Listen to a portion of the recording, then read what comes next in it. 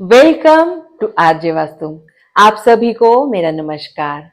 जल्द ही नवरात्रि शुरू होने वाली है। आज की वीडियो में हम शारदीय नवरात्रि के बारे में कुछ जानकारी लेंगे।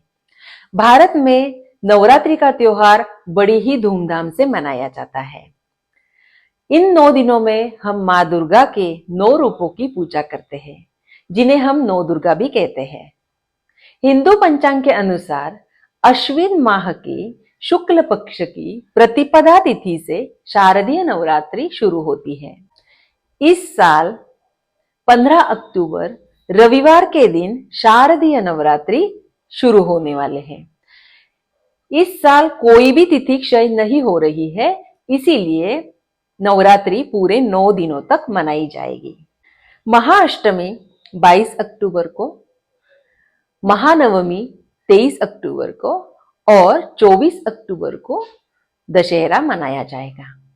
15 अक्टूबर को घट स्थापना के दिन कलश स्थापना की जाती है, जिसका शुभ मुहूर्त 11:44 से 12:30 तक रहेगा। इस वर्ष माता हाथी पर सवार होकर आ रही है, इसीलिए इस वर्ष सुख संपन्नता बढ़ेगी। जब भी नवरात्रि रविवार या सोमवार के दिन से शुरू होती है तो माता की सवारी हाथी होता है, और जब भी माता हाथी पर सवार होकर आती है तो अपने साथ ढेरों खुशियां, सुख, समृद्धि और संपन्नता लाती है। नवरात्रि में माँ के आराधना, व्रत, उपासना और पूजन का बहुत बड़ा महत्व है।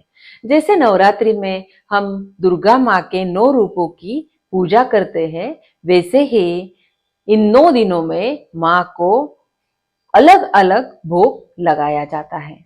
नवरात्रि के पहले दिन माँ शैलपुत्री की पूजा की जाती है। इस दिन माँ के चरणों में गाय का शुद्ध घी अर्पित किया जाता है।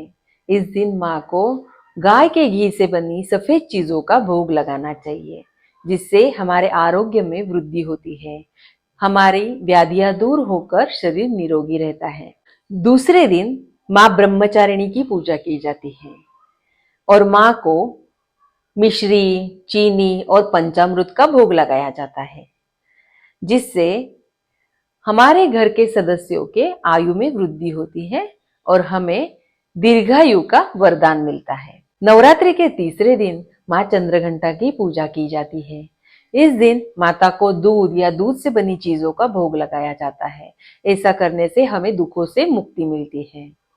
चौथे दिन माँ के चतुर्थ स्वरूप माँ कुष्मांडा की पूजा की जाती है। इस दिन माता को मालपुए का भोग लगाया जाता है। ऐसा करने से बुद्धि का विकास होता है, निर्णय शक्ति और मनोबल बढ़ता है। 5वें दिन माँ स्कंद माता की पूजा की जाती है और स्वस्थ शरीर के लिए इस दिन माता को केले का भोग चढ़ाया जाता है। नवरात्रि के 6ठे दिन माँ कात्यायनी की पूजा की जाती है।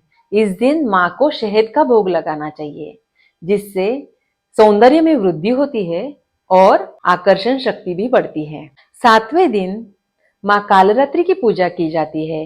इस दिन माता को गुड़ से बनी चीजों का भोग लगाया जाता है।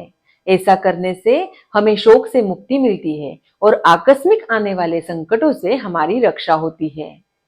8वें दिन माँ महागौरी की पूजा की जाती है। इस दिन धन लाभ और संतान सुख प्राप्ति के लिए हमें माँ को नारियल का भोग लगाना चाहिए।